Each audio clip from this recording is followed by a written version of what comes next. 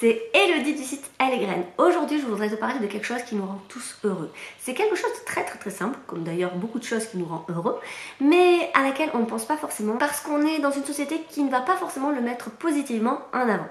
En effet, ce qui rend heureux, c'est la générosité. C'est le don, tout simplement. Il n'y a pas plus simple que ça. Donner, bah oui. Alors tu peux donner petit ou grand, mais qu'importe. En fait, c'est le don, mais un vrai don, c'est-à-dire sans rien attendre en retour. Et là, c'est là où le bas blesse.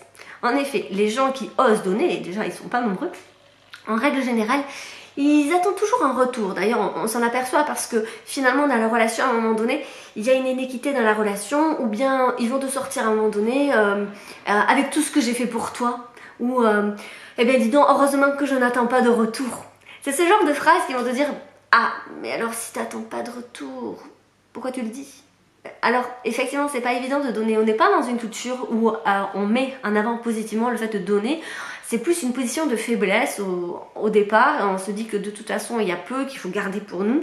Et puis, si on donne, c'est qu'on se met en avant, c'est qu'on se met à nu, c'est qu'on est trop gentil. Et la gentillesse n'est pas bien perçue culturellement, en France notamment. Et pourtant, donner rend vraiment heureux. Il y avait eu une expérience là-dessus qui démontre que quelqu'un qui va donner gratuitement, par exemple des habits dont il n'a plus besoin, des objets dont il ne se sert plus, eh bien, passer le cap de « oh, quand même, c'est le côté matériel, financier, voilà », eh bien, il se rend bien compte qu'en fait, c'est vraiment quelque chose d'extraordinaire et que ça le rend vraiment heureux. Parce que de base, en fait, humainement parlant, on est des êtres sociables, qui ont envie de prendre soin des uns des autres. Mais par névrose collective, j'en ai vaguement parlé dans un de mes podcasts sur la névrose, mais je pourrais développer les sujets un peu plus tard, eh bien on a tendance effectivement à se dire qu'on va manquer, qu'on va garder. Alors c'est vraiment d'ailleurs un point fondamental dans le minimalisme. Si tu nous suis depuis le début sur la chaîne YouTube Elle et Graine, tu sais que nous on est une famille de minimalistes. Alors après ça c'est très subjectif parce qu'il y a plus minimaliste que nous et il y a certainement moins minimaliste que nous. Le but en soi c'est effectivement de se séparer, de prendre de la distance sur les objets, sur les choses qui finalement n'ont pas vraiment d'importance, qu'on garde ou parce que bien on se dit un jour ça peut servir, ou bien parce que finalement on a mis beaucoup d'affect dans un objet, ou bien parce que ça a coûté cher, alors voilà, ou encore c'est un cadeau, je vais pas m'en débarrasser. Alors des fois ça traîne longtemps et puis ça prend de la place, ça prend de la poussière et ça sert à rien. J'ai envie de dire à ces personnes-là qui gardent, donnez, juste donnez, vraiment, offrez-le autant à des associations ou à des groupes. On voit partout des groupes fleurir, autant sur Facebook, sur la toile, de personnes qui disent venez donner, échangez sinon dans le troc, parce qu'il y en a qui sont réellement dans le besoin et qui ne peuvent pas s'offrir peut-être quelque chose que vous avez dans une boîte depuis très longtemps et qui prend la poussière. Et ça serait vraiment dommage parce qu'en plus ça serait un véritable cadeau pour vous-même aussi. C'est-à-dire que vous allez voir que ça vous rend vraiment heureux. Le fait qu'une personne puisse avoir un cadeau comme ça, sans l'avoir demandé, ça va lui faire énormément du bien. Et vous allez avoir aussi un sentiment de grande satisfaction, de grande gratitude alors que c'est vous qui êtes en train de donner. Alors il y a vraiment un ouvrage très intéressant que j'avais lu et d'ailleurs en règle générale c'est quelque chose qu'on travaille beaucoup, si toi aussi tu as fait des formations dans l'accompagnement, c'est le don contre don, qui explique qu'on ne donne jamais pour rien. Et c'est bien vrai. C'est-à-dire qu'il serait vraiment, finalement presque, pas totalement honnête de dire qu'on donne pour rien.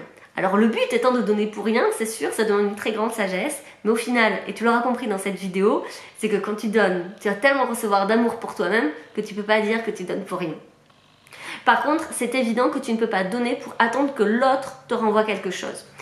Et ça, je pense que c'est vraiment quelque chose à travailler parce que même dans la notion de relation, que ce soit en amitié ou dans le couple, les gens attendent vraiment quelque chose de l'autre.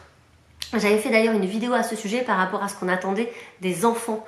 On se donne pour les enfants et finalement inconsciemment ou consciemment parfois, on attend que nos enfants fassent de même en étant plus gentils, plus sages ou bien une fois adultes qui prennent soin de nous comme on l'a fait pour eux. Eh bien ça ne fonctionne pas comme ça et si vous fonctionnez comme ça dans vos relations, ça va forcément finalement pervertir vos relations et les rendre toxiques parce que ça ne fonctionne pas, ça met une sorte de pression et ça manque finalement d'authenticité, de sincérité dans la relation. Au final, moi, ce que je vous propose, si vous n'arrivez pas à sortir de ce genre de relation du don et d'attente, c'est de vous donner à vous-même. Comme ça, vous pouvez qu'attendre de vous-même. En bref, tu l'auras compris, c'est hyper important de travailler sur soi, de s'offrir à soi finalement ce qu'on aimerait que quelqu'un d'autre peut-être nous offre tout simplement, parce que ça permet d'avoir moins d'attentes et donc d'être plus authentique, plus généreux et au final d'être tellement plus heureux. Si toi aussi t'as adopté le minimalisme, n'hésite pas à me le dire, je me sentirai moins seule parce que même si, bien qu'on en parle beaucoup sur les réseaux sociaux et que ça soit à la mode, finalement on n'est pas nombreux à voir ça comme une vraie philosophie de vie, un vrai bonheur de vie et un vrai partage de vie. Et si bien sûr tu as quelque chose à partager, mais tu n'hésites pas du tout, tu peux même partager cette vidéo. Et comme à mon habitude, avec toute ma bienveillance, je te souhaite une très très très jolie journée.